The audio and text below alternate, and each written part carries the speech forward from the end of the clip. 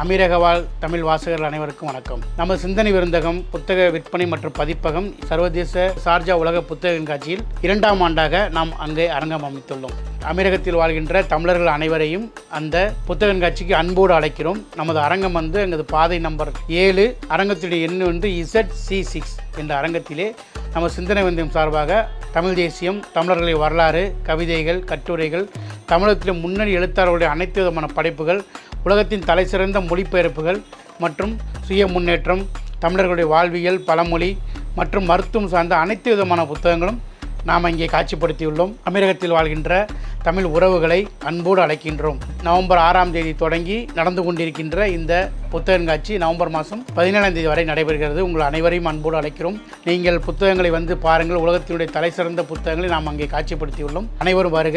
சிந்தனை விருந்தகம் அரங்கு எண் ZC6 பாதை நம்பர் 7 சார்ஜா உலக புத்தக அரங்கத்திலே உங்களுக்காக காத்திருக்கிறோம். நன்றி, வணக்கம். அன்னை பர்னிச்சர்ஸ், அன்னை திருமண சீர்வரிசை பொருட்கள், டிவி, ஃபிரிட்ஜ், வாஷிங் மெஷின் உள்ளிட்ட 200க்கும் மேற்பட்ட பொருட்கள் அடங்கிய திருமண சீர்வரிசை ரூபாய் 99,000 மட்டுமே. தமிழகம் முழுவதும் இலவச டோர் டெலிவரி. தொடர்புக்கு 7550014440 9345044044. போராட்டத்தின் வழிவந்தவர்கள் நாங்கள் என்று சொல்லுகிற திமுக அப்படி யாரும் அவர்களுக்கு எதிராக மூச்சுவிடக்கூடாது என்று நினைப்பதென்பது மோடி இந்தியாவில் எப்படி யாரும் தனக்கு எதிராக மூச்சு விடக்கூடாது என்று நினைக்கிறாரோ அதே போல இப்பொழுது ஆளுகிற திமுக அரசு தனக்கு எதிராக இப்படி நடக்கிற அநீதிகள் காவல்துறையினுடைய அமைச்சராக பொறுப்பேற்றிருக்கிற முதல்வருக்கு செல்லுகிறதா இல்லையா? செல்லுகிறது என்று சொன்னால் முதல்வருடைய விருப்பத்தில் தான் இது நடக்குதுன்னு சொன்னால் முதல்வரே சமூக நீதிக்கு எதிராக செயல்படுகிறார் என்று அர்த்தம். இல்லை, முதல்வருக்கு போகாமலே அதிகாரிகளே முடிவெடுக்கிறார்கள் என்று சொன்னால் இது அதிகாரிகள் ஆட்சி செய்கிற தமிழ்நாடு ஒழிய ஸ்டாலின் அவர்கள் ஆட்சி செய்கிற தமிழ்நாடு இல்லை என்று ஸ்டாலின் அவர்கள் ஒத்துக்கொள்ள. அமரன் திரைப்படத்துக்கு எதிர்ப்பு தெரிவித்து நாங்கள் அந்த திரைப்படத்தையே வேண்டான்னு சொல்லலையே. அந்த திரைப்படத்தில் வருகிற காட்சிகள் எல்லா மக்களையும் சமமாக பாவிப்பேன் என்று சொல்லுகிற தமிழகத்துடைய முதல்வர் இப்படி ஒரு திரைப்படத்தை பார்க்கும் பொழுது இந்த பக்கத்தையும் பார்க்கணும்ல. அழுவதற்கு நாங்கள் உரிமை கேட்கிறோம், அதை கூட நீங்கள் தரக்கூடாதுன்னு ஒரு கூவம் பக்கத்தில் ஒதுக்குவது என்பது இந்தியாவிலேயே மிக மோசமான ஜனநாயக உரிமைகளை நசுக்குகிற மாநிலமாக இன்றைக்கு தமிழ்நாடு மாறிக்கொண்டிருக்கிறது. எனவே தான் அங்கு மோடி செய்வதற்கும் இங்கு ஸ்டாலின் அவர்கள் அரசு நடத்துகிற இந்த ரெண்டுக்கும் எந்த வித்தியாசம் இல்லை. நீங்கள் என்ன சிறுபான்மை நலன் நீங்கள் வந்து பாதுகாக்கிறீங்க? நீங்கள் என்ன சிறுபான்மை நலன் மீது அக்கறை கொண்டிருக்கிறீங்க? ஒன்றும் இல்லை. பாஜக வந்துரும் பாஜகவை எதிர்ப்பது என்பதே சிறுபான்மையினருக்கு அரணாக நிற்பது தானே. நேற்று வந்த விஜய் கூட பிஜேபி அது என்ன, இது தமிழ்நாட்டுடைய ட்ரெண்ட். இப்படி இல்லை, நாங்கள் இருக்க முடியாது என்பது தெரியும். அதை உருவாக்கியவர்கள் நாங்கள். ஆனால் அதில் தேர்தல் பலன் அடைந்தவர்கள் நீங்கள். சாதிவாரி கணக்கெடுப்பு எடுக்கிறத பீகார் எடுக்கிறாங்க, கர்நாடகா எடுக்கிறாங்க, 10 மாநிலம் எடுக்குது. அதை கூட நீங்கள் வந்து ஒன்றிய அரசு தான் எடுக்க வேண்டும் என்று சொல்லி நீங்கள் அதை வந்து தள்ளி விடுவது என்பது இது வந்து திமுக அரசு ஏதோ ஒரு உள்நோக்கத்தோடு செயல்படுகிறது. பிஜேபிக்கு எதிர்ப்புன்னு சொல்லி பிஜேபியோட இப்பொழுது அவர்கள் வந்து மறைமுகமாக தொடர்போடு இருக்கிறார்களோ அதுபோல சமூக நீதின்னு சொல்லிட்டு சமூக நீதியை இல்லாமல் ஆக்குவதற்கான ஒரு சமூக அநீதியை அவர்கள் செய்து கொண்டார். இது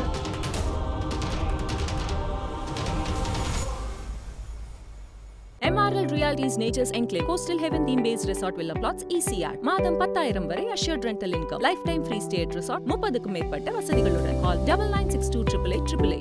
நிம்மதி property management contact 7667008999. Fourth Estate Tamil நேயர்களுக்கு அருள்மொழிவர்மனின் அன்பார்ந்த வணக்கங்கள். இது உங்கள் Fourth Estate தமிழ் வழங்கும் பெருதலும் பெருதுகள் நிகழ்ச்சி. இன்று நம்ம நடந்திருக்கிறார் SDBA கட்சியினுடைய தமிழ்நாடு மாநிலத்தினர் மரியாதைக்குரிய நிலை முபாரக் அவர்கள். வணக்கம் தோழர். வணக்கம். எப்படி இருக்கீங்க? நலமா இருக்கேன். நல்லா இருக்கீங்களா? ரொம்ப நலமா இருக்கேன். மிக்க மகிழ்ச்சி. ரொம்ப மகிழ்ச்சி. சென்னையில் ஒரு முக்கியமான ஒரு பேரணியை தலைமையெடுத்து நடத்திருக்கிறீங்க. அதுவும் இடஒதுக்கீடு தொடர்பாகவும் இஸ்லாமிய சிறைவாசிகள் விடுதலை தொடர்பாகவுமான ஒரு இரட்டை கோரிக்கை வைத்த ஒரு முக்கியமான ஒரு கோரிக்கை மற்றும் பேரணி. ஆனால் நிறைய சிக்கல்கள் இருந்திருக்கும் போல் இருக்கு. எங்களை போன்ற ஊடகங்களுக்கே கூட நீங்கள் செய்திகள் வந்து அனுப்பும்போது நாளை காலையில் இருக்குன்னு சொன்னீங்க. அதன் பிறகு நடுவில் காலையில் வந்து போராட்டம் வந்து பேரணி நடக்காதுன்ற மாதிரி சொன்னாங்க. அப்புறம் நாங்கள் ஸ்பாட்டுக்கே வந்து பார்த்தோம், கொஞ்சம் தாமதமாக நடந்துக்கிட்டு இருந்துச்சுன்னு பார்த்தோம். என்ன நடந்தது, என்ன பிரச்சனை? ஆக்சுவலி ஒரு யதார்த்தமாக இந்த அரசு வந்து மிகப்பெரிய அளவில் வந்து பயப்படுறாங்க பயங்கரமாக. அதாவது மக்களுடைய குரலே எழும்பி விடக்கூடாதுன்னு நினைக்கிறாங்க. இப்போ நாங்கள் இன்றைக்கு நடத்திய போராட்டமே கோரிக்கை போராட்டம் தான். கோரிக்கைக்காக சென்னையில் நாங்கள் பேரணி வருகிறோம். இந்த பேரணியின் வாயிலாக நாங்கள் என்ன நினைக்கிறோங்கிறத நாங்கள் வந்து சொல்ல போகிறோம். இந்த அரசு வந்து இன்றைக்கே எங்களுக்கு வந்து தந்து கையில் வாங்கிட்டு நாங்கள் போய் பிடுங்கிட்டு போகிற விவகாரம் ஒன்றும் இல்லை. ரெண்டாவது சென்சிட்டிவான ஒரு பிரச்சனையை நாங்கள் வந்து இதில் வந்து அணுகலை. நாங்கள் அணுகக்கூடிய விஷயம் எங்களுடைய சமூகத்திற்கு என்ன தேவை என்பதை, அதுவும் கூட திமுகவினுடைய தேர்தல் வாக்குறுதியில் கொடுக்கப்பட்ட அடிப்படையில், தேர்தல் வாக்குறுதியில் 288வது வாக்குறுதியாக சிறுபான்மை முஸ்லீம் சமூகத்திற்கு சச்சார் கமிட்டியினுடைய அறிக்கையில் சொல்லப்பட்ட அடிப்படையிலான முன்னேற்றங்கள் மேற்கொள்ளப்படும்னு சொல்லியிருக்கிறீங்க. நான் ஏற்கனவே ஒவ்வொரு கூட்டத்திலையும் கேட்குறேன். அதே போல் மதுரையில் நடத்தப்பட்ட மாநாட்டில் கேட்டேன். 3 வருஷ காலமாக இந்த திமுக அரசு சமூக நீதி அரசுன்னு சொல்லிக்கிறீங்க, சிறுபான்மையுடைய பாதுகாவலர் அரசுன்னு சொல்கிறீங்க. இந்த முஸ்லீம் சமூகத்திற்காக 69% வாக்குகளை அளிச்சிருக்கிறோமே, எங்களுக்கு நீங்கள் ஒரு பொருளாதார முன்னேற்றத்திற்காக சிறைவாசிகளில் 13 பேரை விடுதலை செய்ததை தவிர, அதுவும் கூட எங்கள் போராட்டம், அழுத்தம், அதுபோல நீதிமன்றத்துடைய சட்ட போராட்டம் அதன் மூலமாக நடந்ததே ஒழிய, நீங்களாம் வந்து சமூக நீதி அரசு, சமூக நீதி அரசுன்னா ஒரு அடையாளமே என்னன்னு கேட்டோம்னா சிறுபான்மையினர் பாதுகாப்பாக இருக்க வேண்டும். எந்த அளவிற்கு பேரறிஞர் அண்ணா சொன்னார்னா, ஜனநாயகம் என்பது சிறுபான்மை சமூக மக்களை பாதுகாப்பது தான் ஜனநாயகம்னு சொன்னார். அப்போ சமூக நீதி, அதாவது திராவிடம் என்று சொன்னால் சமூக நீதி, சமூக நீதி என்று சொன்னால் இடஒதுக்கீடு. இன்றைக்கி நீங்கள் திராவிட மாடல் சமூக நீதி அரசுன்னு சொல்கிறீங்கன்னா, முதல்ல நீங்கள் எங்களுக்கு தர வேண்டியது இடஒதுக்கீடு தானே. ஒன்று இது வந்து சரியானதுன்னு சொல்லுங்கள், இல்லைன்னா இல்லைன்னு சொல்லுங்கள். ஆனால் எந்த பேச்சுவார்த்தையும் நடத்தாமல் காவல்துறையை விட்டு, அதாவது நாங்கள் 1 மாதத்துக்கு முன்னால் அனுமதி கொடுத்துருக்கோம். எதையுமே நாங்கள் சட்டப்பூர்வமாக செய்யக்கூடியவர்கள், இல்லைன்னா வேண்டாம், இது ஒரு முறையான ஒரு அனுமதி, சென்னையில் நடத்துகிறோம். சென்னையில் நடத்துவது என்பது ஒரு கவன ஈர்ப்பு.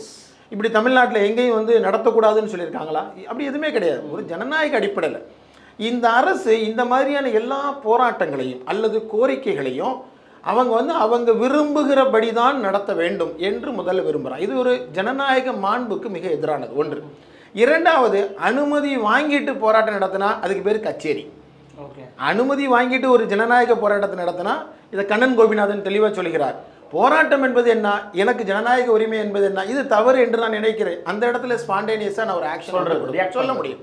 இன்னைக்கு கேரளாவை அண்டை மாநிலத்தை எடுத்துக்கொள்ளுங்கள்.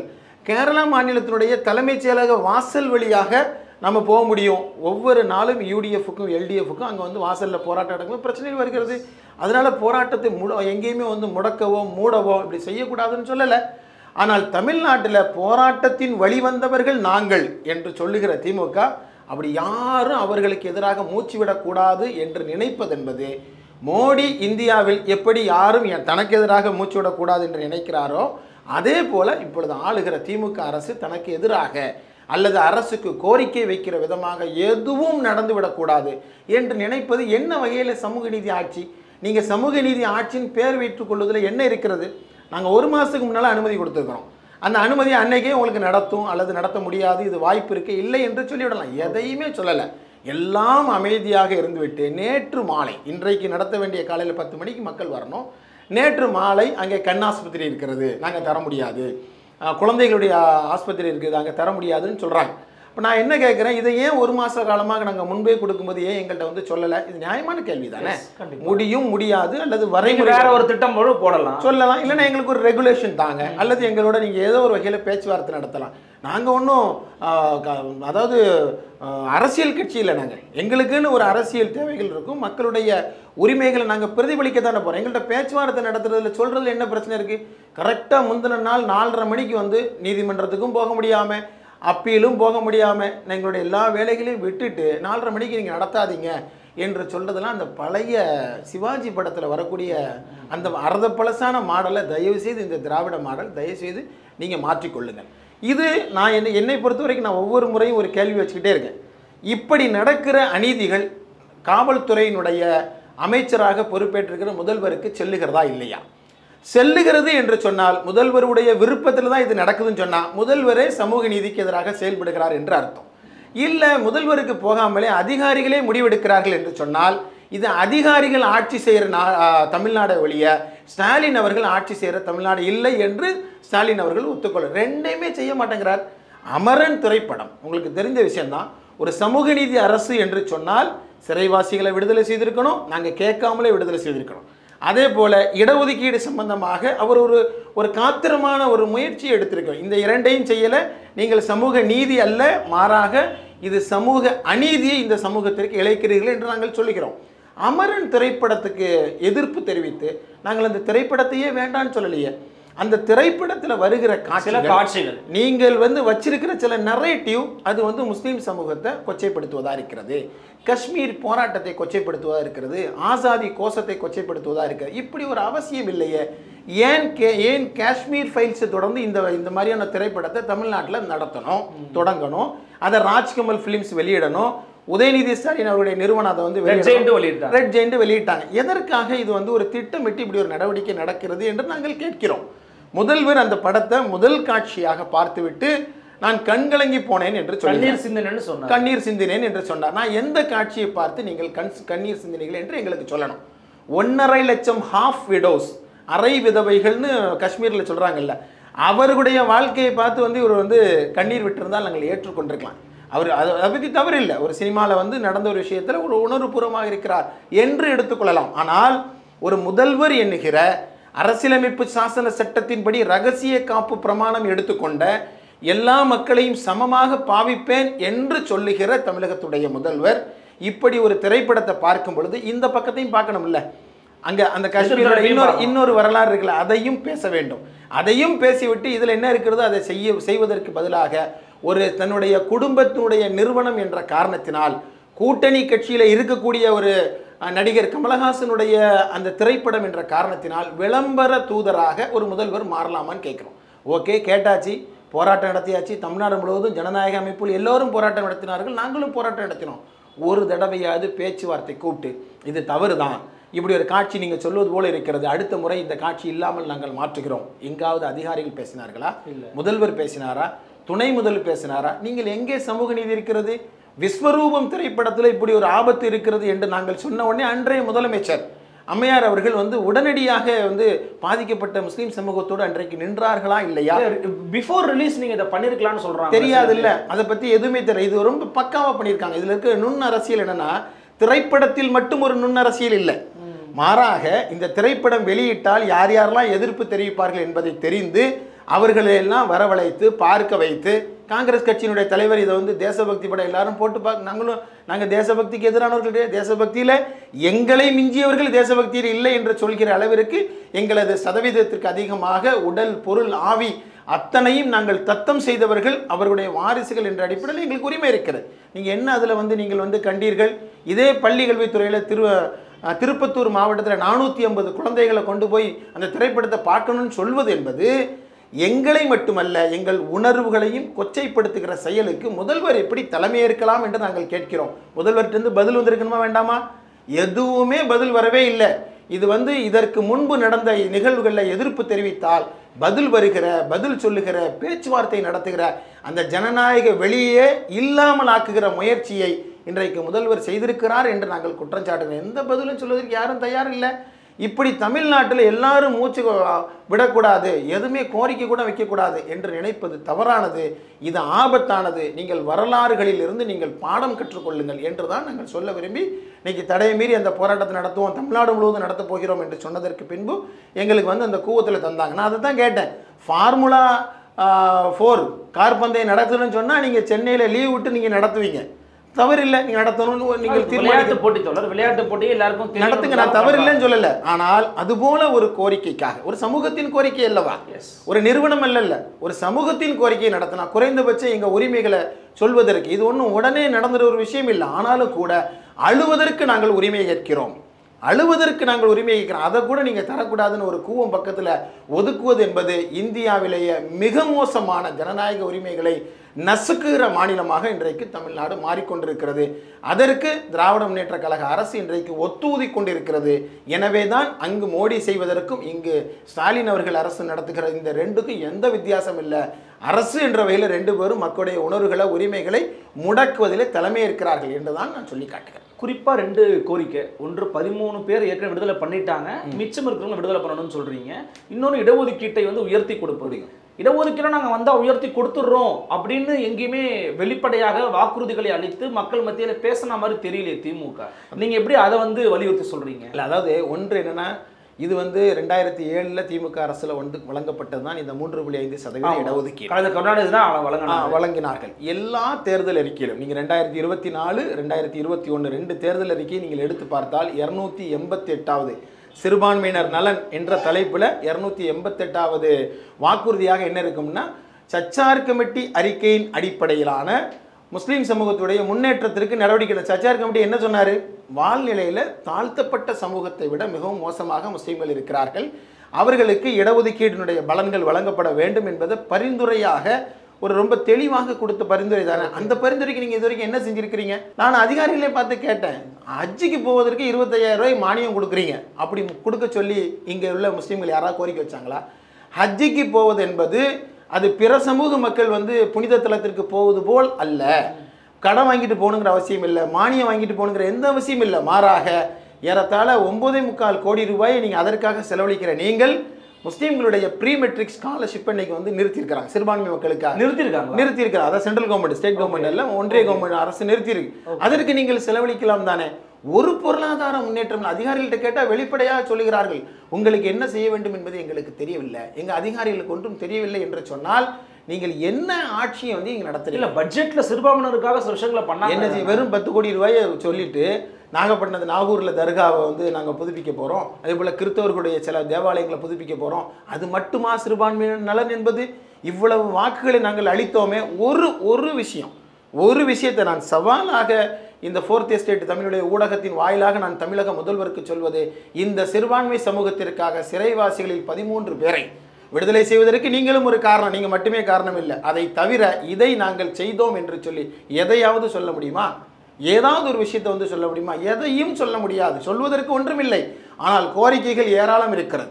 இடஒதுக்கீட்டுக்காக வெள்ளை அறிக்கை தாருங்கள் நாங்கள் என்று கேட்டுக்கொண்டே இருக்கோம். அன்றையிலிருந்து கேட்கிறோம். இன்றைக்கு இடஒதுக்கீடு என்பது ரிசர்வேஷன் என்பது லிமிட்டேஷனாக மாறிக்கொண்டிருக்கிறது என்று அன்றைக்கே நான் 4th எஸ்டேட்டில் பேசும்பொழுதே நான் சொன்னேன். அதே போல் அதில் 3.5 3.5% இடஒதுக்கீட்டில் 3.5 என்று சொன்னால், இப்போ உதாரணத்துக்கு 100 போஸ்டிங்ஸ் அறிவிக்கிறாங்க, வேலைவாய்ப்பு அறிவிக்கிறாங்கன்னா 3.5 3 பேர் அதில் தேர்ந்தெடுக்கணும். 3 அரை எடுக்க முடியாது, இல்லை 4 எடுப்பது என்பது சட்டத்திற்கு புறம்பானது. அப்போ என்ன செய்யணும்? 3 மட்டும் எடுத்துருவாங்க, 3 பேரை எடுத்துருவாங்க. அடுத்த முறை அறிவிப்பு வரும் பொழுது இந்த கேரி ஃபார்வர்ட் ஆகணும்ல, அந்த 5 அந்த 0.5 ஆகாது, கேரி ஃபார்வர்ட் ஆகாது, அதை பேசவே மாட்டாங்க. இப்படி 20,000 இடங்கள் இடஒதுக்கீடு வந்ததுக்கு இடஒதுக்கீடு பலன் உள்ளதுதான், ஆனால் முழுமையான பலன் இருக்கிறதா இல்லை என்று யார் சொல்ல வேண்டும்? கிறிஸ்தவ சமூக மக்கள் ஒரு வருஷத்துக்குள்ளாலே இதை திரும்ப ஒப்படைச்சாங்களா இல்லையா? அதை கொண்டு போய் எங்களுக்கு வேண்டாம், இது எங்களுக்கு பலன் இல்லை என்று சொன்னார்கள். ஆனால் சிறுபான்மை சமூகத்து மக்கள் எல்லாம் போய் அன்றைய முதல்வர் கருணாநிதி அவர்களிடத்தில் சொல்லும் பொழுது தலைமைச் செயலாளர் இதனை கண்காணிப்பார் என்று ஒரு குழுவை போட்டாங்க. அந்த குழுவை கூட நீங்கள் போடலை. இப்போ நீங்கள் என்ன சிறுபான்மை நலன் நீங்கள் பாதுகாக்கிறீங்க? நீங்கள் என்ன சிறுபான்மை நலன் மீது அக்கறை கொண்டிருக்கிறீங்க? ஒன்றும் இல்லை. பாஜக வந்துரும் பாஜகவை எதிர்ப்பது என்பதே சிறுபான்மையினருக்கு அரணாக நிற்பது தானே. அதனால சிறுபான்மையினர் காவலன்னு சொல்றாங்க முதலமைச்சர். அதாவது பாஜகவை எதிர்ப்பது ஒன்று மட்டுமல்ல, பாஜகவை எதிர்க்க வேண்டும், எல்லாரும் எதிர்க்கிறாங்க. தமிழ்நாட்டு ட்ரெண்டுக்கு தாங்க எதிர்க்கிறாங்க. நான் ஒன்று சொல்றேன் தெளிவா, இந்த ஊடகத்தின் வாயில திரும்ப நான் பதிவு செய்கிறேன். பாஜக எதிர்ப்பு என்பதை கடந்த 10 ஆண்டுகளாக தமிழ்நாட்டில் ஒரு நரேட்டிவாக, ஒரு கதையாடலாக உறுதிபட செயல்படுத்தியதில் எஸ்டிபிக்கு பங்குண்டு, முக்கிய பங்கு. தமிழ்நாட்டில் இருக்கிற எத்தனையோ கட்சிகள், இன்றைக்கு எங்களோட வந்திருக்கிற அத்தனை கட்சிகளுக்கும் பங்கு. நேற்று வந்த விஜய் கூட பிஜேபி எல்லாருக்கும் இருக்கிறது. அது ஏன்னா இது தமிழ்நாட்டுடைய ட்ரெண்ட், இப்படி இல்லை நாங்கள் இருக்க முடியாது என்பது தெரியும். அதை உருவாக்கியவர்கள் நாங்கள். ஆனால் அதில் தேர்தல் பலன் அடைந்தவர்கள் நீங்கள். தேர்தல் பலனை மட்டும் அடைஞ்சிட்டாங்க. பாஜக எதிர்க்கிறோம் என்று அறிக்கை கொடுத்தா போதுமா? இப்போ அது கூட வெளிப்பட்டு போய் நிற்குது. இப்போ அந்த பாஜக எதிர்ப்பு, திமுக எப்படி பாஜகவை எதிர்த்தார்கள் என்பது இப்போ நல்லா தெரியுது. ஆளுநரை எதிர்த்து பேசவே கூடாது என்று உயர்கல்வித்துறை அமைச்சர் கோவிலனினுக்கு உத்தரவிட்டதாக அவரே சொல்லியிருக்கிறார். முதல்வர் பேச வேண்டாமா? எப்படி கோபேக் மோடி வெல்கம் மோடியாக மாறியது, எப்படி கருப்பு கூட வெள்ளக்குடையாக மாறியது, எப்படி ஆளுநரை கெட் அவுட் கவர்னர் என்று நாங்களெல்லாம் சொல்லி கொண்டிருக்கிறோம். ஆளுநரே வேண்டாம் என்று சொல்லி ஒருமையில் சட்டமன்றத்தில் முதல்வர் பேசினாரா இல்லையா? இன்னைக்கு எங்கேயாவது பேசுனாங்களா? இன்றைக்கு எல்லோரும் சிரித்து கொண்டு அமர்ந்து கொண்டிருக்கிறார்கள். யாரும் இன்றைக்கு அதை பற்றி பேசுவதில்லை. பாஜக எதிர்ப்பை 2 பேரும் சேர்ந்து அழகாக பேசி வச்சுக்கிட்டு நம்ம அக்ரிமெண்ட் பண்ணிக்கிறோம். நீ இந்த கோட்டை நீ தாண்டக்கூடாது, இந்த கோட்டை நான் தாண்ட மாட்டேன், இப்படி எல்லாருடைய தலையிலையும் மிளகா அரைச்சிடலாம் என்று முயற்சி செய்கிறாருடைய இங்கே பாஜக எதிர்ப்பிலையும் ஒரு சிறு துரும்பை கூட கிள்ளிப்படும். நான் இப்போ உதாரணமாக சொல்வதாக இருந்தால், இந்த 13 பேரை விடுதலை செய்தார்கள் என்று சொல்லிடுறோம். அந்த 13 பேருக்கு அப்புறம் 26 பேர் இருக்கிறாங்க. நீதிமன்றமே சொல்லி காட்டிடுச்சு, ஏங்க இது கவர்னர் செய்ய வேண்டிய வேலை அல்லது அரசு செய்ய வேண்டிய வேலை. அரசு செய்ய வேண்டிய வேலையை பரோல் கொடுத்து எக்ஸ்டெண்ட் பண்ணிட்டு போறதுங்கிறது எந்த வகையில்? அதுக்கு நாங்க ஏன் பரோல் கொடுக்கணும்னு கோர்ட் கேட்குறது. கோர்ட்ல போய் தானே பரோல் எக்ஸ்டென்ஷன் பரோல் இருக்கிறது விடுதலை மாதிரி தானே, அது விடுதலை கிடையாது. அது எப்படி விடுதலை ஆகும்?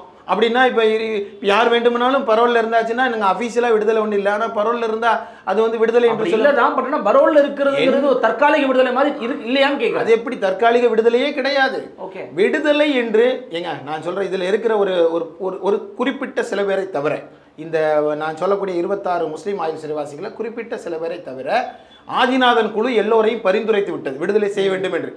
ஆதிநாதன் குழு பரிந்துரையை வாங்கி கொண்டு நான் விடுதலை செய்ய வேண்டும் தானே சொன்னாரு. அந்த பரிந்துரை குழு ஏறத்தாழ பண்ணி 2 வருஷம் ஆச்சு இல்ல. 2 வருஷமா அவங்களை நீங்க விடுதலை பண்ணலன்னு சொன்னாலே அதுவே சட்டத்திற்கு புறமானது. ஒரு நிமிஷம் அவர்கள் அதுல இருந்தாலுமே சட்டத்திற்கு புறமானதானே. இன்றைக்கு வரைக்கும் அவங்க வந்து அந்த 30ஆம் தேதி ஆன உடனே கோர்ட்ல போய் அவங்க வந்து ரிலாக்ஸ் வாங்க வேண்டியிருக்குல்ல. அப்போ கோர்ட்டு கேட்டுச்சா இல்லையா? நீங்க ஏன் வந்து நீங்க விட வேண்டியது எதுக்கு எங்கள்கிட்ட சொல்றீங்கன்னு கோர்ட்டு கேட்டதா இல்லையா? அப்போ சட்டத்தை அதாவது சரித்திரத்தை மாற்றிய சதி வழக்குகள் என்று சொல்வதை போல இன்றைக்கு வந்து குழப்பி எடுத்து நேரிடையாக ஒரு உத்தரவில் முடியாதுன்னு சொல்லணுமா வேண்டாமா? ஏன் நீங்கள் இது வரைக்கும் நீங்கள் என்ன சிறுபான்மை ஆதரவாக இருக்கிறீங்க? நீங்கள் அது என்ன ஒரு தற்காலிக நிவாரணம்? அதற்கு பேர் அது எப்படி ஏற்றுக்கொள்ள முடியும்? ஒரே வார்த்தையில் அதை வந்து அவ்வளோ பேரையும் விடுதலை செய்கிறேன்னு சொல்லுங்கள். அதுக்கப்புறம் பிஜேபி எதிர்க்கிறானா என்ன நடக்கும்னு பார்ப்போம். இந்த பக்கம் பூனைக்கும் காவல் பாலுக்கும் தோழன்னா என்ன அர்த்தம்? அது வந்து இல்லை, நீங்கள் இன்னொரு விஷயத்த சொன்னீங்க, இடஒதுக்கீடு பற்றி பேசிட்டு இருந்தீங்க. அதில் எனக்கு கூடுதல் இன்னொரு சந்தேகம் இருக்கு. இப்போ சாதிவாரி கணக்கெடுப்பு எடுத்தா தான் யாருக்கு எவ்வளவு கொடுக்க முடியும் ஒரு கோரிக்கை ஒரு பக்கம் இருக்கு. அப்படி இருக்கும் பட்சத்தில் நீங்கள் வந்து 7% அதிகப்படுத்துங்க அப்படின்னு சொல்லும்போது அதான் தரவுகள் இருக்கணும்ல, டேட்டா இருந்தாலும் அதை பண்ண முடியும் ஒரு அரசால். அப்போ அதுக்கு அரசு என்ன பண்ணணும்னு நினைக்கிறீங்க? அல்ல, அதான் நான் முதல்ல என்ன விஷயம்னா, முஸ்லீம்கள் வந்து அவர்கள் பிற சமூகத்தை விட அவர்கள் கல்வியிலும் பொருளாதாரத்திலும் பின்தங்கி இருக்கிறார்கள் என்பது தெளிவான விஷயம். நாங்கள் மீண்டும் மீண்டும் சொல்லுகிறோம், 3.5% இடஒதுக்கீடு இதுவரைக்கும் முழுமையாக எங்களுக்கு பலன் அளிக்கவில்லை. அப்கிரேட் ஆயிருக்காங்களா இல்லையான்னு கேட்குறேன். ஓரளவுக்கு அப்கிரேட் இவ்வளோ நாளாக மண்ணையும் மக்களையும் பார்க்குறீங்க, அப்கிரேட் ஆயிருக்கிறாங்க தானே? அப்கிரேட்னா முஸ்லீம் படிச்சுட்டு இருக்காங்க, இன்னைக்கு மேலே வந்துருக்காங்கன்னு கேட்குறேன். அது வேறு விஷயம். ஆனால் உரிய பிரதிநிதித்துவம்ல கிடைக்கும். முழுமையாக போய் சேரலன்றீங்க. முழுமையாக போய் சேரல, கிடைக்க வேண்டியது கிடைக்கும். எங்களுக்கு 3.5 இருக்குங்கிறோம். 20,000 போஸ்டிங்ஸ் வந்து இழந்து போனதா சொல்லி ஒரு புள்ளி விவரம் சொல்லுது. இந்த ரிசர்வேஷன் சரியான முறையில் கேரி ஃபார்வர்ட் ஆகலை. சரியான முறையில் அது வந்து க்ளோஸ்டு டைப்பில் கொடுக்கப்பட்டு அது ஓப்பன் டைப்பாக கொடுக்காதனால, எக்ஸ்க்ளூசிவாக அது வந்து கொடுத்ததுனால இப்படி சில சிக்கல்கள் இருக்குது அதுக்குள்ள. அப்படி ஆகுறதுனால 20,000 அரசு பணியாளர்களாக வர வேண்டிய முஸ்லீம்கள் இதனால் வந்து அவங்க வந்து புறக்கணிக்கப்பட்டிருக்கிறாங்கிற செய்திகள் இருக்குது. இதையெல்லாம் நாங்கள் என்ன கேட்குறோம் அரசாங்கத்திட்ட? குறைந்தபட்சம் இதை திமுக அரசு தானே தந்துச்சு, அப்படியாவது நீங்கள் வந்து நாங்கள் தான் தந்தோம், இந்த மாதிரி ஒரு தற்போதைய நிலை தான் ஒரு ஒயிட் பேப்பர் சப்மிட் பண்ணால் என்ன ஆயிருப்போகுது? சட்டமன்றத்தில் கேட்க தானே செய்கிறாங்க. அதை செய்துட்டா என்ன ஆயிருப்போகுது? எதுவுமே செய்யாமல் போட்டிருந்தா ஏற்கனவே இடஒதுக்கீடை எப்படா பிடுங்கிறதுன்னு நீதிமன்றங்களும் பிஜேபி கவர்மெண்ட்டும் வந்து முயற்சி செய்துட்டு இருக்கும் பொழுது நீங்கள் தானே எங்களுக்கு இதை வந்து பாதுகாத்து தர வேண்டும். எதுவுமே சொல்லாமல் அமைதியாக இருந்தால் அதனுடைய அர்த்தம் என்ன? எதைத்தான் நாங்கள் கேட்கிறோம். எனவே அவங்க வந்து முன்னேறுகிறார்கள் என்பதில் மாற்று கருத்து இல்லை. ஆனால் முஸ்லீம் சமூகத்தை சார்ந்த மாணவர்கள் இப்பொழுது நன்றாக படிக்கவும் தொடங்கி இருக்கிறார். அப்போ படிக்கிறதுக்கு தகுந்த மாதிரி வாய்ப்பை கூட்டிகிட்டே போகணும். இல்லை அதில் அதான் சொல்கிறேன், இவ்வளவு % கொடுங்கன்னு நீங்கள் ஒரு பாயிண்ட் வைக்கிறது. அது எதன் அடிப்படையில் கேட்கிறோம் என்று சொன்னால் 2011 அடிப்படையில் 5.82% சிறுபான்மை முஸ்லீம்கள் தமிழ்நாட்டில் இருக்கிறார்கள் என்ற கணக்கெடுப்பு. 2021 கணக்கெடுப்பு இது வரைக்கும் நடக்கலை. ஏறத்தாழ 13 வருஷம் ஆக போகுது, 14வது வருஷம் ஆக போகிறது. 13 வருடங்களில் இத்தனை சதவீதம் முஸ்லீம்கள் உயர்ந்திருக்கிறார்கள். நீங்கள் சதவிகித அடிப்படையில் நீங்கள் சாதிவாரி கணக்கெடுப்பு எடுத்தால் எஸ்டிபியினுடைய நோக்க முழக்கங்களில் ஒன்று என்னன்னு சொல்லி கேட்டால் ப்ரொபோஷனல் ரெப்ரஸன்டேஷன், விகிதாச்சார பிரதிநிதித்துவம். நீங்கள் எத்தனை அந்த சமூகம் 10% இருக்கா 10%, 5% இருக்கா 5%, நாங்கள் 7%, 8% வந்தால் எங்களுக்கு 8% தந்துருங்கன்னு நாங்கள் சொல்கிறோம். அப்படி நீங்கள் எதையுமே தராமல் சாதிவாரி கணக்கெடுப்பு எடுக்கிறத பீகார் எடுக்கிறாங்க, கர்நாடகா எடுக்கிறாங்க, 10 மாநிலம் எடுக்குது. அதை கூட நீங்கள் வந்து ஒன்றிய அரசு தான் எடுக்க வேண்டும் என்று சொல்லி நீங்கள் அதை வந்து தள்ளி விடுவது என்பது இது வந்து திமுக அரசு ஏதோ ஒரு உள்நோக்கத்தோடு செயல்படுகிறது. அது இடஒதுக்கீட்டையும் இல்லாமல் ஆக்குகிறது. சமூக நீதியின் பெயரால் இடஒதுக்கீடு எப்படி பிஜேபிக்கு எதிர்ப்புன்னு சொல்லி பிஜேபியோட இப்பொழுது அவர்கள் வந்து மறைமுகமாக தொடர்போடு இருக்கிறார்களோ, அதுபோல் சமூக நீதின்னு சொல்லிட்டு சமூக நீதியை இல்லாமல் ஆக்குவதற்கான ஒரு சமூக அநீதியை அவர்கள் செய்து கொண்டார். இதை தெளிவுபடுத்த வேண்டியது யார் தெளிவுபடுத்தணும்? நான் எடுக்க முடியுமா? ஒரு அதிகாரப்பூர்வமாக அரசாங்கம் தானே தரணும். அரசாங்கம் உத்தரவிட்டால் ஒரு நிமிஷத்தில் செய்ய முடியுமா முடியாதா? எனவே தேவைப்பட்டால் சாதிவாரி கணக்கெடுப்பு எடுக்கணும், இல்லைன்னா முஸ்லீம் சமூகத்துடைய கணக்கெடுப்பு, ஏதோ ஒரு கணக்கெடுப்பின் மூலமாக நீங்கள் கேட்பது சரி, நீங்கள் கேட்பது தவறு என்று சொல்ல வேண்டும். நாங்கள் ஒரு வாதத்தை முன்வைக்கிறோம். ஏன் அரசு வந்து தன்னால முடிஞ்சு கொடுக்க முடியும் போது ஏன் மறுக்கணும், தாமதப்படுத்தணும்? இல்ல, அவங்க என்ன சொல்றாங்கன்னா ஒன்றிய அரசு வந்து எப்படி இதை வந்து நம்ம ஸ்டே பண்ணிடுவாங்க, பீகார்ல அப்படிதான் நடந்துச்சு, அவங்க வந்து ஒரு மார்க்கை தாண்டிட்டாங்க, ஸோ நமக்கு அப்படிதான் பண்ணுவாங்கன்றாங்க. பீகார்ல உள்ளது அது தவறானது, தமிழ்நாட்டுடைய சட்ட அமைச்சர் சொன்னது தவறானது. பீகார்ல போனது இந்த கணக்கெடுப்பு சர்வேயே தவறு என்று நீதிமன்றம் சொல்லலை. அதுல சிலரை உட்படுத்தவில்லை, அதனால் அவங்களெல்லாம் சேர்க்காம நீ எடுத்து அது தவறுன்னு சொன்னதை வழியா இப்படி சர்வே எடுப்பதற்கு மாநில அரசிற்கு அதிகாரம் இல்லை என்று நீதிமன்றங்கள் சொல்லலை. அது ரொம்ப தெளிவான விஷயம். இப்போ தமிழ்நாடு அரசு ஒரு சர்வேயோ அல்லது கணக்கெடுப்போ அல்லது வந்து சாதிவாரி கணக்கெடுப்போ எடுத்தால் அது தவறல்ல, தவறுன்னு எந்த நீதிமன்றமும் சொல்ல முடியாது. அப்படி வந்து நீதிமன்றங்களோ அல்லது வந்து ஒன்றிய அரசோ அதை தடுத்துவிடும் என்று சொல்லி தமிழ்நாட்டில் எதையும் நீங்கள் செய்யாமல் இருக்கிறீங்களா? எந்த விஷயத்தை நீங்கள் செய்யாமல், எல்லா விஷயமும் செய்து கொண்டு தானே இருக்கிறோம். சட்ட போராட்டத்தின் வழி போதானே செய்கிறோம். நீதிமன்றத்துடைய கதவுகளை நீங்கள் தட்டி எத்தனை விஷயங்களை நீங்கள் வந்து வாங்கினீங்க, அதே மாதிரி சிறைவாசி விடுதலையும் போய் நீதிமன்றத்துடைய கதவை தட்டி வாங்க தானே செய்யலாம். எதையோ ஏதோ ஒரு அதை ஒரு ட்ரம்ப் கார்டாக பயன்படுத்துவது, ஏதோ அதை ஒரு தேர்தல் ஆதாயமாக பயன்படுத்துவது, கேட்கும்போது போராட்டம் உயர்ந்து வரும் பொழுது பண்ணலாம் என்று சொல்வது தவறானது நாங்கள் சொல்கிறோம். இந்த விஷயத்தில் இது ஒரு சமூக நீதி கோரிக்கை நாங்கள் வைக்கிறோம். அதற்கு சரியான சரி தவறு என்று அனைத்து கட்சி கூட்டத்தை போட்டோம் அல்லது சிறுபான்மை சமூகத்துடைய பிரதிநிதிகளை கூப்பிட்டோம் அழைச்சி சொல்வதில் என்ன பிரச்சனை இருக்குது இந்த அரசுக்கு? அதுதானே ஒரு உண்மையான ஒரு அரசாக வந்து இருக்க முடியும். ஏன் அதை நீங்கள் சொல்ல மாட்டீங்கன்னு கேட்குறோம். இல்லை, இதை காரணமாக வச்சு நீங்கள் ஒன்றிய அரசோ அல்லது பாஜகவுக்கோ திமுக அடிபணிந்திருக்குன்னு நீங்கள் நான் நினைக்கிறேன். இதை மட்டும் வைத்தில்லை, அது மற்ற நான் ஏற்கனவே சொன்னேன், ஆளுநருக்கு எதிராக பேச வேண்டாம் என்று சொல்வதும், கோபேக் மோடி வெல்கம் மோடியாக மாறியதும், அதே போல் அந்த ஒரு விளையாட்டு போட்டி கேலோ இந்தியா விளையாட்டு போட்டியை அங்கேருந்து, அதாவது மத்திய பிரதேச மாநிலமே அந்த சௌகான் அதனுடைய முதல்வர் அந்த சௌகானு மோடியை கூட்டு நடத்தலை. ஆனால் இவர் அங்கிருந்து மோடியை வரவழைச்சு இவங்க பெரிய பெரிய விளம்பரங்களை சென்னையில் வைப்பதை எல்லாம் சேர்த்து சொல்கிறோம். இது ஒன்று மட்டும் அல்ல. இன்னொன்று, நீ சிறுபான்மை மக்களுக்கு கொடுக்காதே என்று சொல்லி சிறுபான்மை மக்களை எதிரில் நிறுத்தினால், யார் நிறுத்துறாங்க? பிஜேபி நிறுத்தினால் அவர்களை சேர்த்து கொண்டு அவர்களுக்கு நாங்கள் வலுவான கடன் கொடுப்போம் என்று சொல்வதுதானே சரியான சமூக நீதியாக ஜனநாயக மாண்பாக விழுமியமாக இருக்கும். அதை நீங்கள் செய்யாமல் அவங்க போய் ஏதாவது பண்ணிடுவாங்க, அவங்க ஏதாவது அரசியல் செய்திருவாங்க, அவங்க போய் ஏதாவது தடுத்து விடுவார்கள் என்று சொல்லி எங்களது உரிமையை நீங்கள் காக்க வைப்பதற்கு தள்ளி வைப்பதற்கு உங்களுக்கு யார் உரிமை தந்தது? அதை தான் நான் கேட்குறேன். ஒரு அரசா செய்ய வேண்டியதை செய்திடட்டும், அதுக்கப்புறம் என்ன போராட்டம் நடத்தணுமோ நடத்தி கொள்ளலாம். ஆனால் பிஜேபியை கண்டு பயந்து போய் நீங்கள் ஒன்றையும் செய்தீர்கள் என்றால் பிஜேபி தமிழ்நாட்டில் ஒன்றும் இல்லைங்க. தமிழ்நாட்டில் அவர்களால் அரசியலில் அதிகாரத்தில் எதுவும் வர முடியாத அவங்க ஒரு டசின் மேட்டர். அது எல்லா தேர்தலையும் தெரிஞ்சு போச்சு. இன்றைக்கு எல்லாரும் ஒதுக்கி விட்டாச்சு. பிஜேபியை விட்டு அதிமுக வெளியே வந்த பின்னால் பிஜேபி செல்லா காசாக மாறிவிட்டது. அவர்கள் மக்களை உணர்வுபூர்வமாக ட்விஸ்ட் பண்ணுறதுலையும் மத அடிப்படையில் மக்களை பிளவுபடுத்துவதை தவிர அவர்களை வேறு ஒன்றும் செய்ய முடியாது. அதை காரணம் காட்டி எங்கள் உரிமையை தடுப்பதற்கு நீங்கள் யார் என்று தான் நாங்கள் கேட்கிறோம். இல்லை, நீங்கள் இப்போ 2026க்கும் அதை பற்றி பேசுறதுனால கேட்குறேன். உங்களுடைய கூட்டணி எப்படி போய்கொண்டிருக்கிறது அதிமுகவோடு? அது மட்டும் இல்லாமல் இன்றைக்கி புதிய வரவுகளும் வந்திருக்கிறாங்க. விஜய், நீங்கள் நம்மள்கிட்ட பேசும்போது அந்த மாநாடு நடத்தலை, இப்போ மாநாடு நடத்தி முடிச்சிருக்கிறாரு. அந்த ஸ்பீச்சை பற்றி உங்களுடைய கருத்தை நான் ஒன்று பார்த்தேன். பாயாசமா ஃபாசமான்ற மாதிரி கேட்குறாரு. அதில் சிலர் என்ன சொல்கிறாங்கன்னா, அவர்கிட்ட ஒரு புரிதல் குறைபாடு இருக்குது, அவ்வளோ எளிதாக பண்ணக்கூடாது, அப்படி பார்க்கக்கூடாதுன்னு டாக்டர் திருமாவளவன் போன்றவரெல்லாம், உங்களுக்கு அன்பு சகோதரர் அவரெல்லாம் கூட சொல்லியிருக்காங்க. ஸோ இந்த விஜயனுடைய வருகை அதிமுகவோட இன்றைய கூட்டணி நிலை எப்படி பார்க்கணும்? இதை அதாவது எஸ்டிபியை பொறுத்த வரைக்கும் அதிமுக கூட்டணியில் தொடர்கிறது என்பதை நாங்கள் தொடர்ந்து சொல்லிக்கொண்டே இருக்கிறோம். 2026 சந்திக்க போகிறோம். வரவிருக்கிற 2026 வலுவான முறையில் எங்களுடைய கூட்டணி வந்து ஒரு மிகப்பெரிய வெற்றியை தமிழ்நாட்டில் வந்து சாதிக்கும் என்பதில் எந்த மாற்று கருத்தும் இல்லை. அதை நோக்கி நாங்கள் பயணித்துக் கொண்டோம். அதே நேரம் விஜய் அவர்களுடைய வருகை என்பதை பொறுத்தவரை நாங்கள் அப்பொழுதே நாங்கள் அதை வந்து வரவேற்றிருந்தோம். அதாவது இந்த தமிழ் சமூகத்திற்காக பேசுவதற்கு யார் வந்தாலும் அதை வந்து வரவேற்கிறோம். அதில் எந்த மாற்று கருத்தும் இல்லை.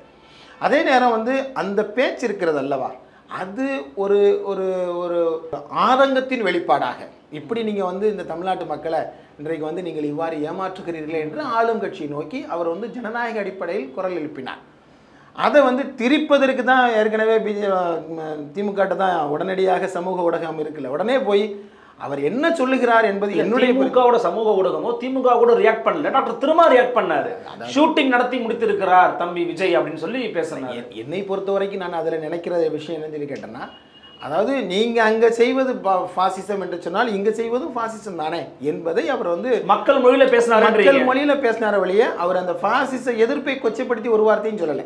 ஃபாசிச எதிர்ப்பை கொச்சைப்படுத்தி நீங்கள் அங்கே செய்கிறதானே இங்கேயும் செய்கிறீங்க என்பதாக சொன்னார் என்பதுதான் என்னுடைய பார்வை. என்னவா இருந்தாலும் அவர் மக்கள் மொழியில புதிதாக வந்திருக்கிறார். முதல் பேச்சு அவர் வந்து பேசுறாரு. எந்த மேடை பேச்சையும் அவர் வந்து பேசினதில்லை. மக்கள் உணர்வுகளை பிரதிபலிக்கணும்னு நினைக்கிறாரு. தன்னை ஒரு லீடராக முன்னிறுத்த வேண்டும் நினைக்கிறாரு. எல்லாவற்றையும் கவர் பண்ண வேண்டும் என்று நினைத்திருக்கிறார். அந்த அடிப்படையில் அவருடைய கருத்தை என்ன செய்யலாம், அவர் வந்து சொல்லியிருக்கலாம். இன்னும் அவருக்கு நிறைய காலம் இருக்கு. இன்னும் நம்ம விமர்சனம் பண்றதுக்கு, எதிர்ப்பதற்கு பலவிதமான அல்லது அவருடைய கருத்து சரி என்றால் ஏற்றுக்கொள்வதற்கும் தவறென்றால் எதிர்ப்பதற்கும் இன்னும் காலம் நிறைய இருக்கு. முதல் நாளே வந்து மொத்தமும் ஒன்றும் இல்லாமல் ஆக்கிட வேண்டும் என்று நினைக்க வேண்டிய அவசியம் இல்லை. ஏறத்தாழ வருஷத்துக்கு 400 கோடி ரூபாய் சம்பாதிக்கிற அந்த இதெல்லாம் விட்டு நான் வந்து பொது வாழ்க்கைக்கு வந்திருக்கிறேன் என்று சொல்லும் பொழுது அதை நாம் வந்து வரவேற்கிறோம். ஒரு நல்ல ஒரு வலுவான ஒரு திமுக இப்பொழுது செய்து கொண்டிருக்கிற இந்த விதமான ஒரு பகட்டு அரசியல் அல்லது வந்து வெறும் அறிக்கை அரசியல். அறிக்கையை தவிர ஒரு ஒன்றுமே இல்லை. அறிக்கை பயங்கரமாக வந்துடும். கீழே போனால் ஒன்று இருக்கா, வெள்ளத்திற்கு அமைச்சர்களை அனுப்பியிருக்கிறேன், அவர்களை அனுப்பியிருக்கிறேங்கிறாரு. அங்கே கீழே போனால் ஒன்றும் இல்லை. இது மாதிரியான அறிக்கை அரசியல் எல்லாம் கேள்வி கேட்பதற்கான ஒரு எதிர்நிலையிலிருந்து கேட்பதற்கான குரலாக அந்த குரலை வந்து பார்க்கிறேன். இந்த மாதிரி யார் வந்தாலும் ஜனநாயகத்தில் எதிர்ப்புக்கு தாங்க முக்கியமான இடம். இல்லை, கரெக்டு தான். ஆனால் இப்போது நான் வந்து உங்களை மாதிரி ஆட்களை பார்க்குறேன், நிறைய பேரை பார்த்துருக்குறோம். களத்தில் மக்களோடு நின்றுருக்கிறீங்க, படிப்படியாக மேலே வந்திருக்கிறீங்க, அவங்களோடவே பழகுறீங்க, முழங்குறீங்க. நான் தவறாக சொல்லலை. இப்போ விஜய் போன்றவர் வந்து பார்த்தீங்கன்னா திரை கவர்ச்சியிலேருந்து தான் வராங்க. இன்றைக்கி அவர் பின்னாடி இருக்கிற கூட்டமும் திரை கவர்ச்சிக்கான கூட்டம் தான். இதுக்கப்புறம் தான் அவர் பொலிட்டிசைஸ் பண்ணணும் அந்த க்ரௌடை. பட் அந்த க்ரௌடு வரும்போது உங்களை போன்ற மக்களோட இருந்தவங்களுடைய அந்த விஷயம்லாம் வந்து பேசப்பட பொருளாக மாறுறது இல்லைல்ல. இப்போ ஒரு அடுத்து வர்றதே அதிமுக இடத்தை பிடிக்கிறாங்க அப்படின்னு சொல்லும்போது எடப்பாடி பழனிசாமி அடிப்படை தொண்டராக வந்து மேலே வந்தவர் தான், ஒரு கட்சி தலைவராக மாறி இருக்கிறவர் தான். அப்போ அதெல்லாம் அடிபட்டு போதுன்னும் போது அது உங்களுக்கு மைனஸ் தானே தோணுது. அதாவது அது எப்படி மைனஸாக இருக்க முடியும்? இது வந்து மக்கள் களம். ஒரு 7.5 கோடி மக்களோட வந்து நம்ம வந்து அரசியலை வந்து நம்ம வந்து பேசுகிறோம், அவர்களுக்கான அரசியலை பேசுகிறோம். மக்கள் ரொம்ப தெளிவாக இருக்கிறாங்க. யாருடைய இல்லை மக்கள் திரைமாயை பார்க்க மாட்டாங்க நம்புறீங்களா? அதாவது இது இன்றைய காலகட்டத்தில் அது வெறும் திரை மாயை மட்டும் இல்லைன்னா இது வந்து சினிமா படத்தை எடுத்து சினிமா படத்தின் வழியாக செய்தியை சொன்னார்னு சொல்ல முடியாது. அவருடைய எல்லா விஷயத்தையும் முடிச்சுட்டு மொத்தமாக நான் திரை வாழ்க்கைக்கே முடிச்சுட்டு நான் வந்து இன்னொரு திரைப்படம் வச்சிருக்காரு 69 தெரியும். அது நான் அப்படிதான் அவர் வந்து அறிவிச்சிருந்தார். மொத்தத்தில் நான் எல்லாத்தையும் முடிச்சுட்டு நான் வந்து இதுக்கு வந்து வரப்போகிறேன்னு சொல்ல. அப்போ திரையின் வழியாக பேசுகிற விஷயத்தை வந்து இப்போ நவீன காலத்தில் நம்ம பேசுவதற்கு வாய்ப்பில்லை. ஆனால் மாறாக எல்லா விஷயத்திலையும் இப்போ உதாரணத்துக்கு வக்ஃபோர்டு சட்டம், வக்ஃபு சட்டத்தை எதிர்த்து அவருடைய செயற்குழுவில் ஒரு தீர்மானத்தை வந்து நிறைவேற்றார். என்னுடைய அரசியல் எதை நோக்கி இருக்கும், நான் ஐடியாலஜி எனிமின்னு பார்க்குறேன், அதே போல் வந்து என்கின்ற ஒரு பார்வை ஒரு இடத்துல இருக்கிறது. அதை வந்து நம்ம வந்து எது அதில் சரியோ எது தவறோ அதை வந்து சுட்டி காட்ட வேண்டும், பேச வேண்டும். எதுவாக இருந்தாலும் ஒரு சமூக அரசியல் களத்திற்கு வருகிற ஒருவருக்கு விமர்சனங்கள் என்பது இதில் வந்து தவிர்க்க முடியாதுதான். ஒவ்வொருத்தரும் ஒவ்வொரு வித பார்வையில் வந்து இருப்பாங்க. பாஜக அல்லாத எல்லோரும் ஒருங்கிணைய வேண்டும் என்கிற ஒரு குரல் வந்து எப்பொழுதும் தமிழ்நாட்டில் இருக்கு. அந்த வகையில் இது ஒரு நல்ல ஒரு வரவேற்பாக தான் நம்ம வந்து அது வந்து பார்க்குறோம். நல்ல முறையில் அது வந்து ஒரு மக்கள் சக்தியாக மக்களுக்கான விமர்சிக்க முடியுங்கிறீங்க. செயல்பாடை பொறுத்து தான். அதை தவிர செயல்பாட்டில் இதுவரைக்கும் எந்த தவறுகளையும் பார்க்கல. ஏன்னா அவர் வந்ததிலிருந்து அதற்கான குரல் எழுப்பியிருக்கிறார். இருந்தாலும் திமுக அவர் எப்படியாவது வந்து ஒரு பாஜகவில் முயற்சி செய்யறாங்க. சின்ன சின்ன விஷயங்கள், ஃபார் எக்ஸாம்பிள் அந்த மேடையிலேயே கூட வந்து பாத்தீங்கன்னா பிறப்புக்கும் எல்லாருக்கும் தான் பேசுறாரு. ஆனா அந்த மேடையில பகவத்கீதையும் வந்து அவர் வாங்கிக்கிறாரு, குரானையும் வாங்கிக்கிறாரு, பைபிளையும் வாங்கிக்கிறாரு. அப்ப அதுல இருக்கிற சில அரசியல் விழுமியங்கள் அவருக்கு புரியலன்னு தானே சொல்றாங்க. அதே மதச்சார்பின்மை அப்படிங்கிறது எல்லா மதத்தையும் நினைத்துக் கொள்வதல்ல, எந்த மதத்துக்கும் சாராமல் இருப்பது தான். அது அவருக்கு புரியல அப்படிங்கிற மாதிரி அப்படியே எடுத்துக்கொள்ள முடியாது. மதச்சார்பின்மை என்பது எந்த மதத்தையும் சாராதது என்று சொல்ல முடியாது. எல்லா மதத்தையும் சமமாக மதிப்பது என்று எடுத்துக்கொள்ளலாம். பிறப்புக்கும் எல்லா உயிருக்கும் என்ற இது வந்து தமிழர்கள் அனைவரும் சமம் சமம் அதுவே மிக முக்கியமானது. இரண்டாவதாக அவர் வந்து எல்லா மதத்தையும் சமமாக மதிக்கிறார் என்பது கரெக்ட் தானே, அதுல ஒன்றும் தவறு ஒன்றும் இல்லை.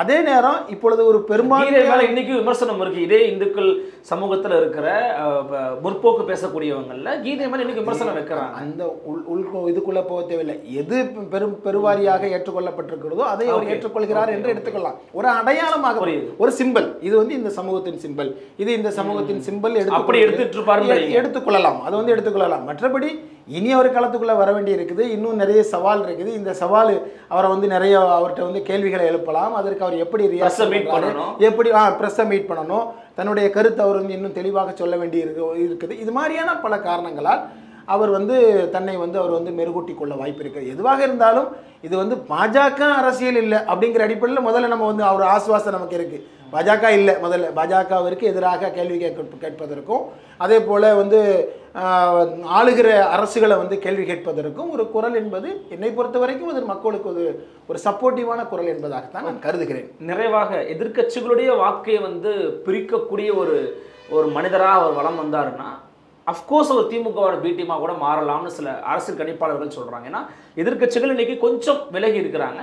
ஒன்றா சேர்ந்தாங்கன்னா திமுகவுக்கு சிம்மசப்பனமாக இருப்பாங்கங்கிறது தான் ஒரு விஷயமா பார்க்கப்படுகிறது. அப்படி இருக்கும்போது எதிர்க்கட்சிகள் ஒருங்கிணைவு இல்லாத சமயத்தில் ஒரு புதிய ஃபோர்ஸ் வரும்போது தனிச்சு தான் நிற்பேன் அல்லது இந்த மாதிரி தான் இருக்க போகிற மாதிரி முடிவு எடுத்தாருன்னா அது பலவீனப்படுத்தும் தான் எதிர்க்கட்சிகளுடைய வாக்கு வங்கி. அது என்னன்னா இன்னும் வரைக்கும் அவருடைய நிலைப்பாட்டை இதுவரை சொல்லலை. இன்னும் அரசியல் களம் வந்து இன்னும் தெளிவாகலை. இன்னும் திமுக கூட்டணி வந்து உறுதியாக இருக்கிறது என்று அவர்கள் சொல்லிக்கொண்டே இருக்கிறார்கள். அதை திரும்ப திரும்ப அவர்கள் சொல்லிக் கொண்டிருக்கிறார்கள். பல இடத்திலையும் இருந்து அவர்கள் வந்து பாடம் படித்திருக்கிறார்கள், சொல்லிக் கொண்டிருக்கிறார்கள். அரசியல் களம் தானே மிக முக்கியமானது. அப்போ தேர்தல் காலங்களில் தான் பல விஷயங்கள் வந்து தெளிவுபட தெரிய போகிறது. அந்த மாதிரி இதில் ஒரு தெளிவான நிலைப்பாட்டை அறிவிக்கும் பொழுது மக்கள் சார்பாக மக்கள்கிட்ட இருந்தும் அழுத்தம் இருக்குதாங்க. மக்கள் என்ன நினைக்கிறாங்க தான் முக்கியமானது.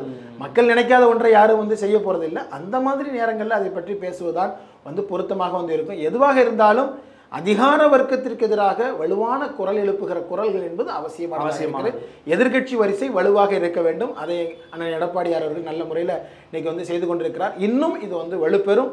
தமிழ்நாட்டில் பாஜக இல்லாத ஒரு சூழல் வந்து நிச்சயமாக உருவாக்கப்படும். பலவிதமான கேள்விக்கு ரொம்ப நிதானமாக பொறுமையாக ஆழமாக கொடுத்தீங்க. மிக்க நன்றி தோழர். மிக்க நன்றி தோழர். வணக்கம்.